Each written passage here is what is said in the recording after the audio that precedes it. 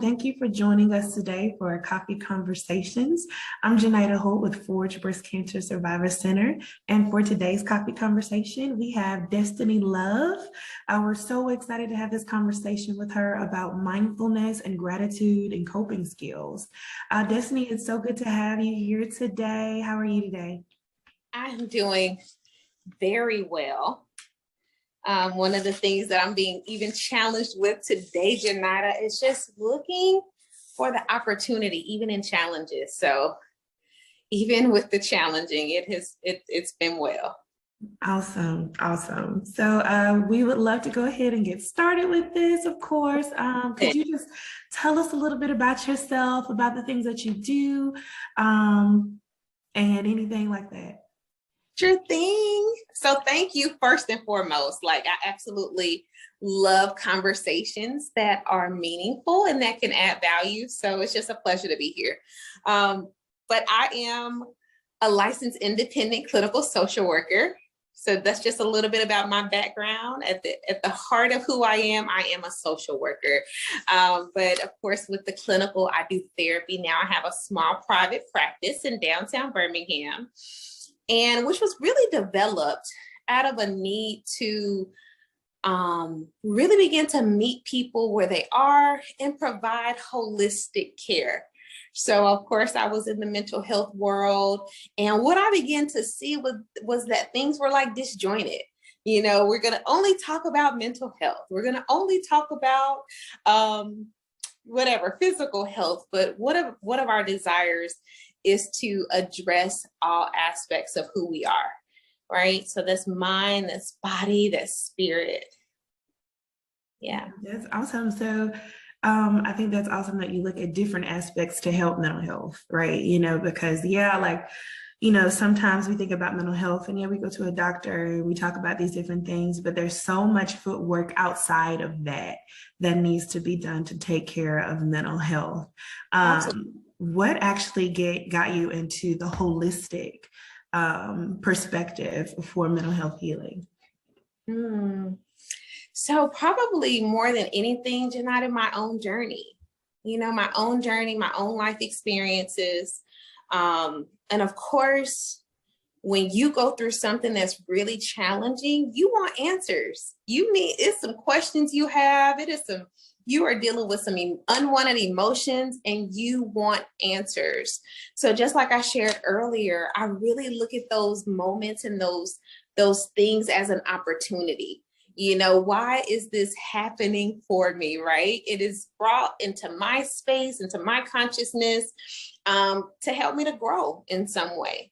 So that's really what it is, Janita.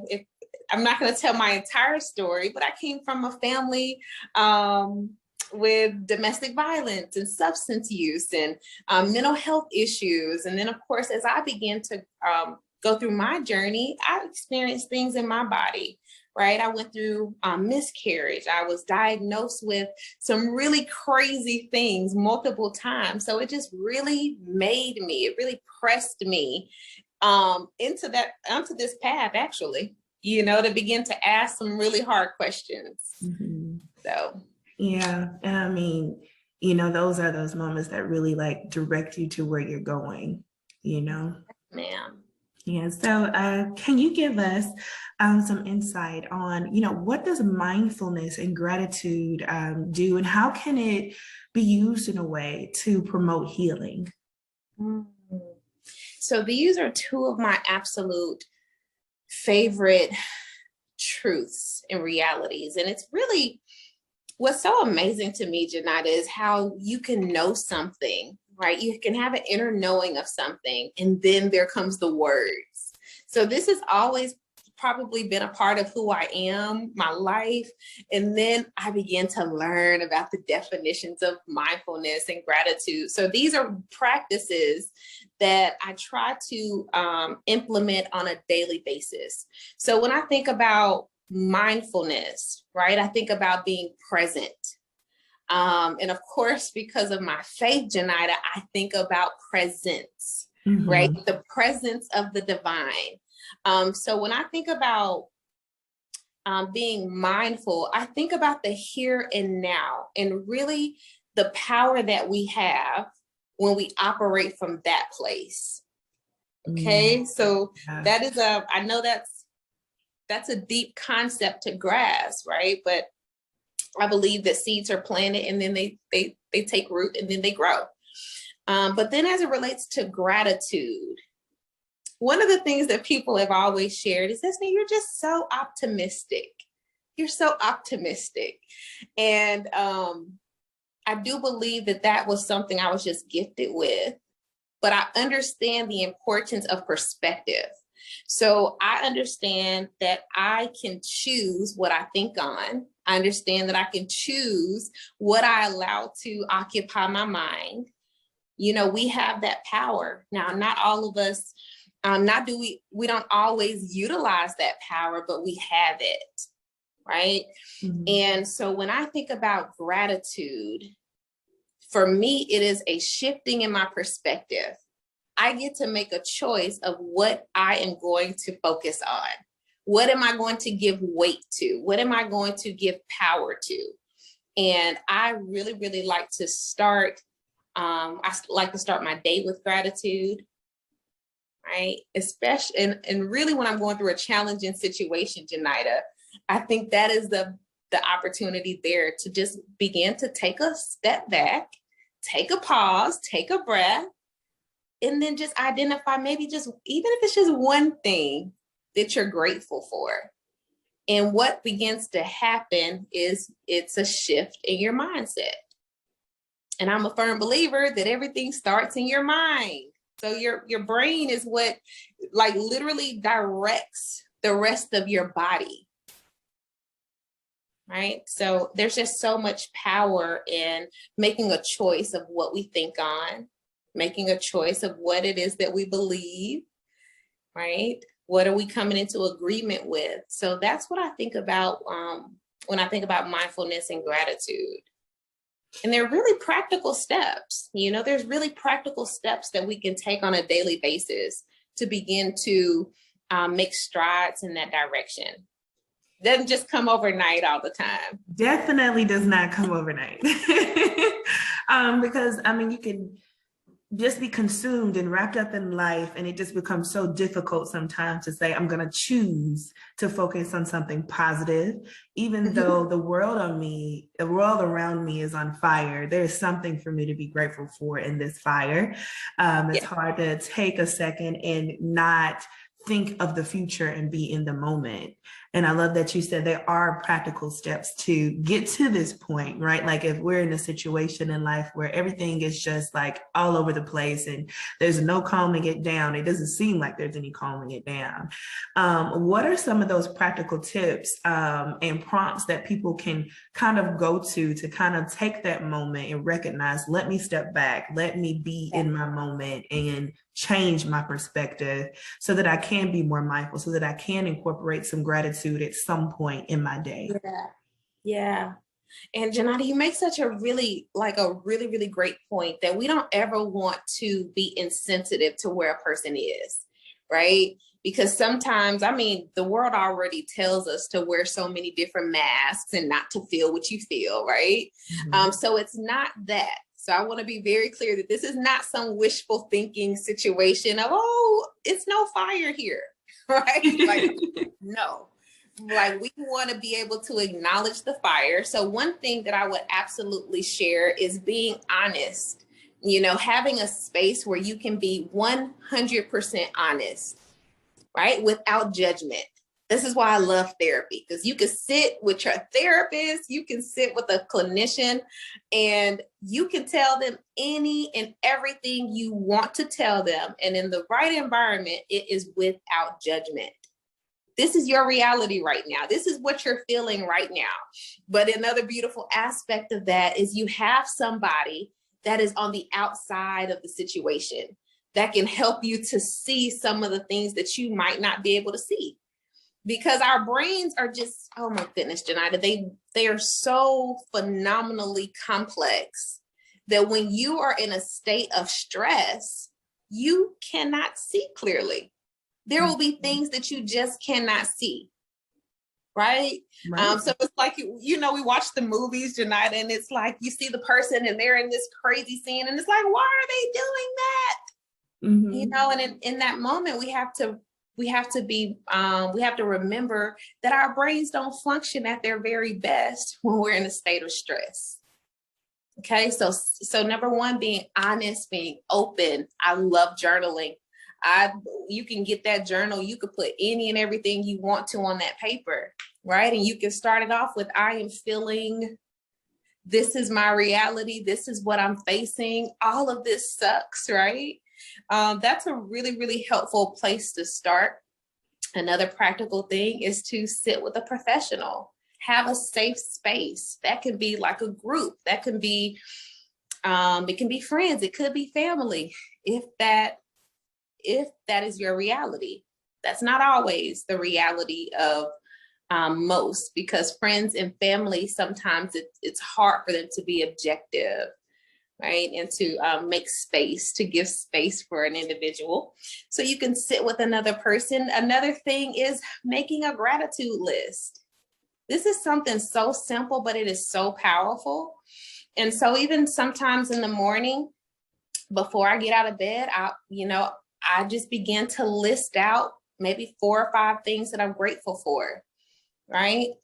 And I will also share that you may not have 4 or 5 things. Maybe you have one thing.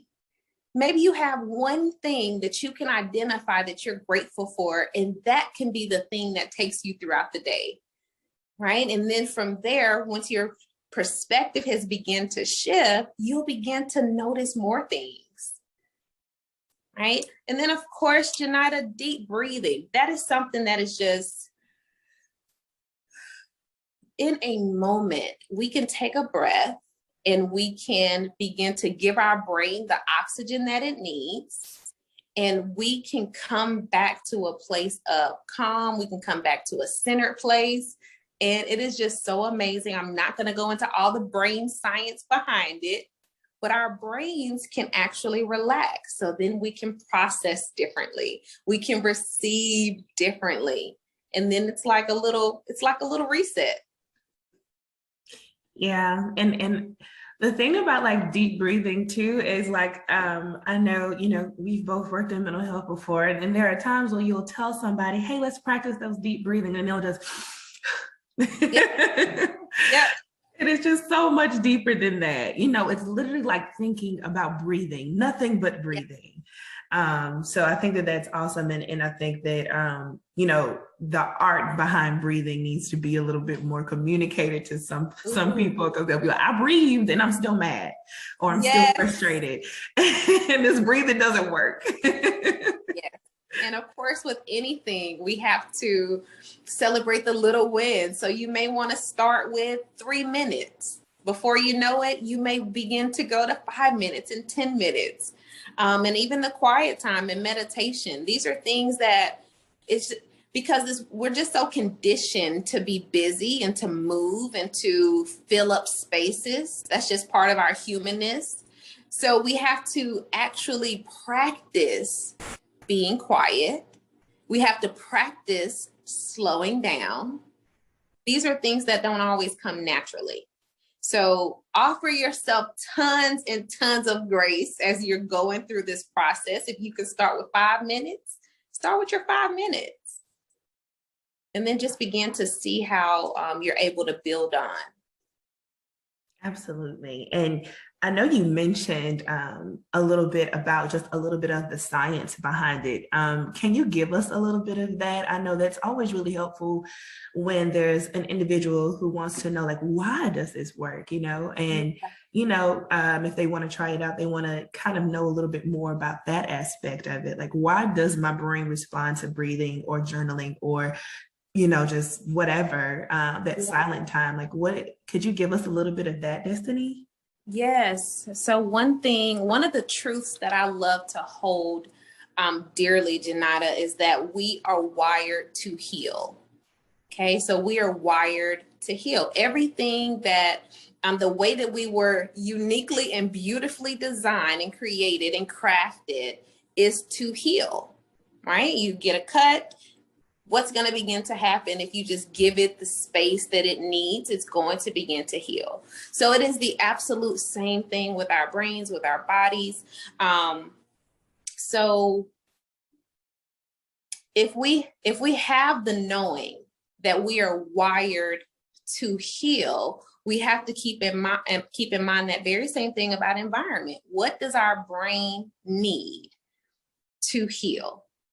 What are the environments that are needed, right? So this is, in just layman terms, we need rest. So stress is right now, I think the science is saying that it is the cause of maybe upwards of 90% of all ailments in the body is, yes, it's stress induced. So stress is something that we do have the power to control, right? So not all stressors, but we can, when things come to us, we can make a choice of how we respond to it, how much we allow it inside, right? So our brains are wired to heal.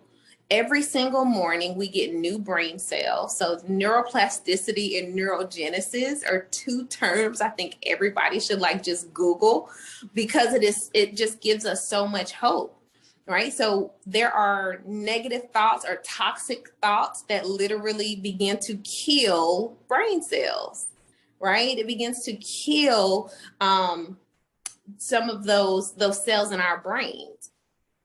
But the beautiful truth is, each and every morning we get new brain cells, and we literally can say things out of our mouths. We literally can think on positive things, helpful things, truthful things, and then those little I can't remember what they're called right now, but it's like they begin to flourish. So instead of the toxic thoughts that literally kill those cells, there are positive things and truthful things and thoughts and emotions that literally cause those to flourish in our brain.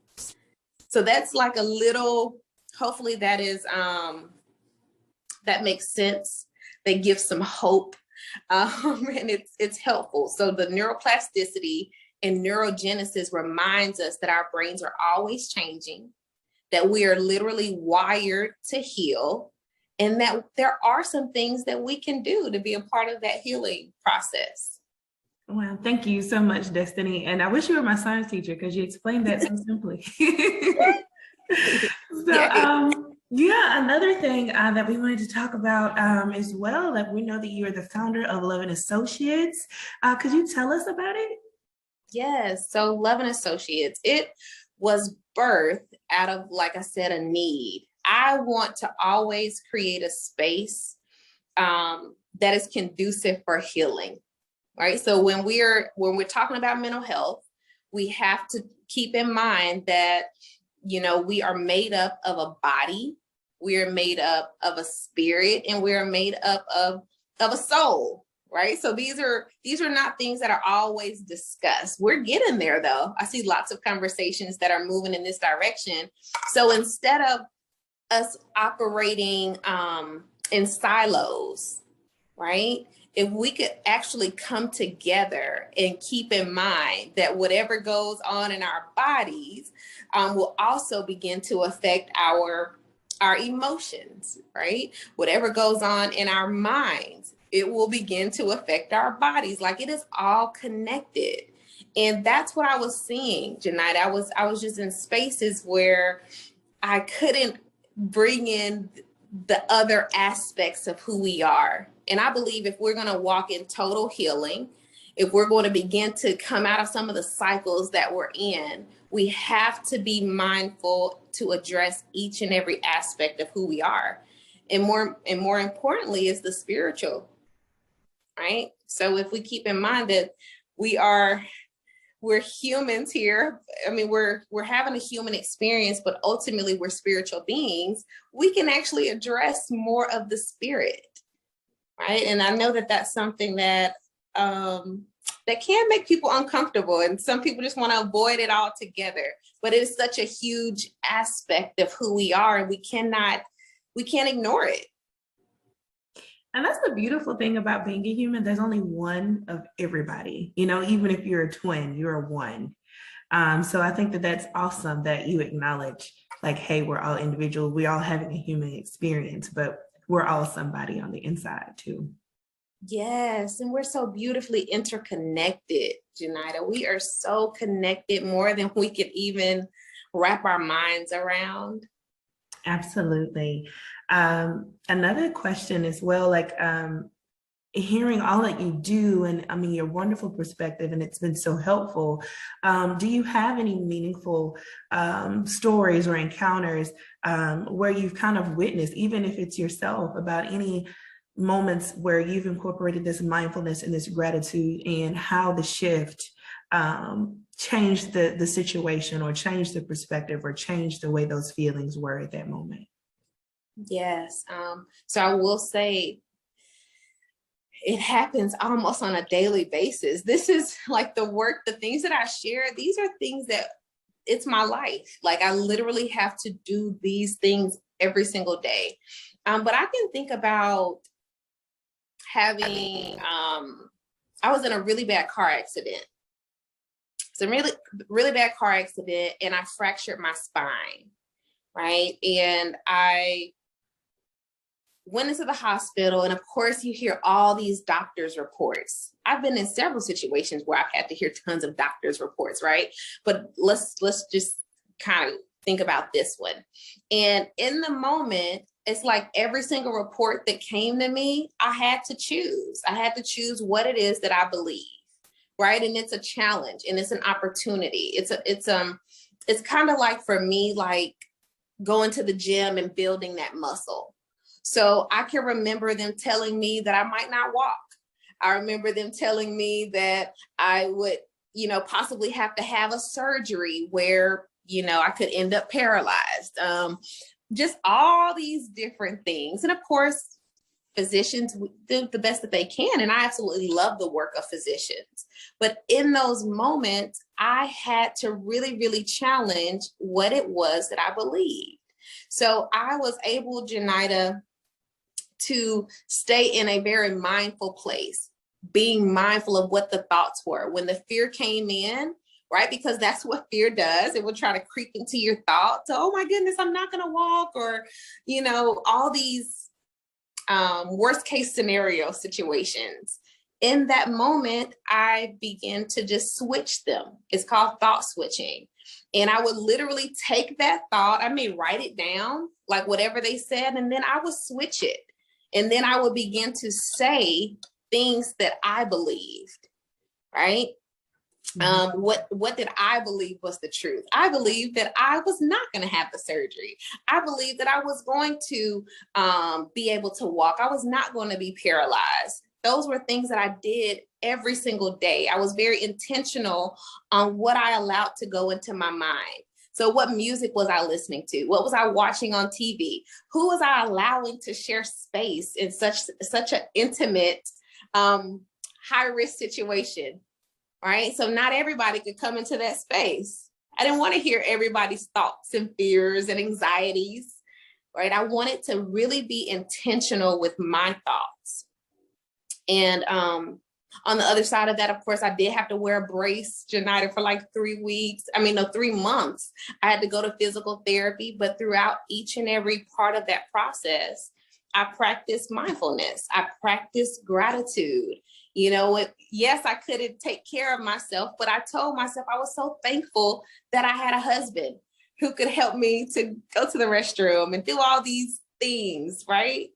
And it was just a choice on a daily basis, even when it got hard, Yeah, and I love, and thank you for sharing that as well. Yeah. I definitely agree. Like, it is a muscle. It is something that does not always come naturally, because it gets so easy to point out the negative, and it gets stuck on that negative. So you have to be very intentional about saying, hey, like, yeah, this is going on, but I'm still grateful for whatever this is. And I'm still going to come out on the good side of this. And what I'm hearing is that mindfulness and gratitude, the meat of that is positivity.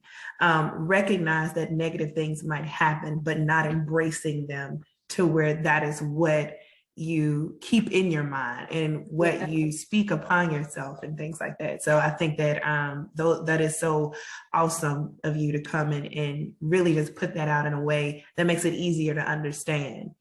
Yeah, and I really believe that because of those things, I was postured for healing, right? I think it's if we have to just think about it and getting in position, I believe that I was positioning myself to receive, what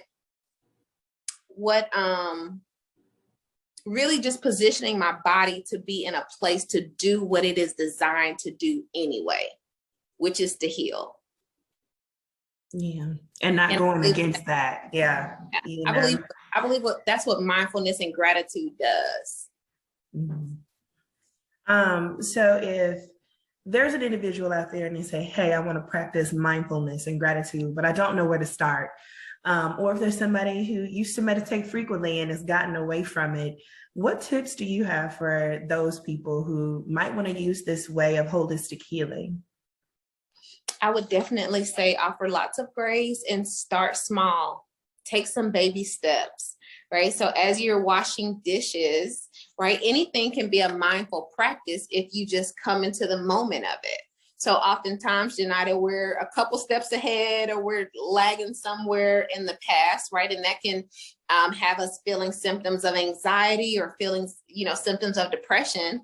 But right in the moment, if we begin to just keep in mind that all we have is that moment, we will begin to see how we're able to settle our minds, how our bodies settle. So for example, if you're washing dishes, right? Wash dishes. Think about what that water feels like. Think about what you're smelling. Think about how it feels for your hands to be there. How does it feel that your feet are firmly planted on the floor?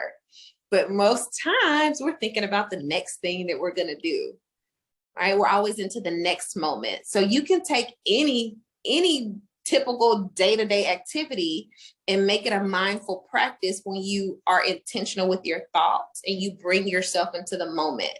You can even describe it. You can say it out loud.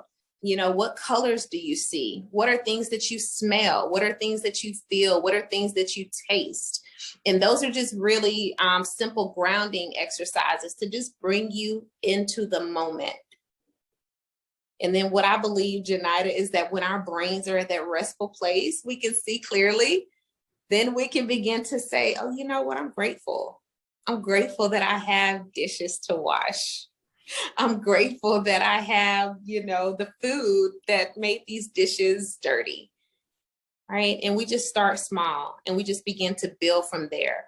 As we're walking, we can begin to notice the trees. We begin to notice what the wind feels like blowing against us. Those are really small ways to just begin. Thank you so, so much, Destini. And I think those are really great tips. And I love how you put it in that day-to-day frame. Like anybody can do this at any moment. You don't have to be in a very deep moment. You can just be walking. You can be writing, yes, or like you said, washing the dishes. Yes, and I have little babies, Janita. I have 2 little babies. So you already know that it's challenges that come. And each time I just remind myself, this is an opportunity, right? This is an opportunity. It's an opportunity. Absolutely. Destini, we want to thank you so much for coming on to our Coffee Conversations today. We had a wonderful conversation about using mindfulness and coping skills as a way to, just get through whatever it is that you're going through. And we really enjoyed having you here with us today.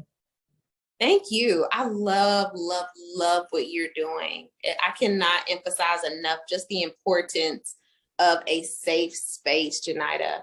There's so much research about storytelling and just the importance of telling your story. So I love what you guys are doing. Love it, love it, love it. And thank you for having me. Absolutely. Thank you, Destini. And we hope to see you again really soon.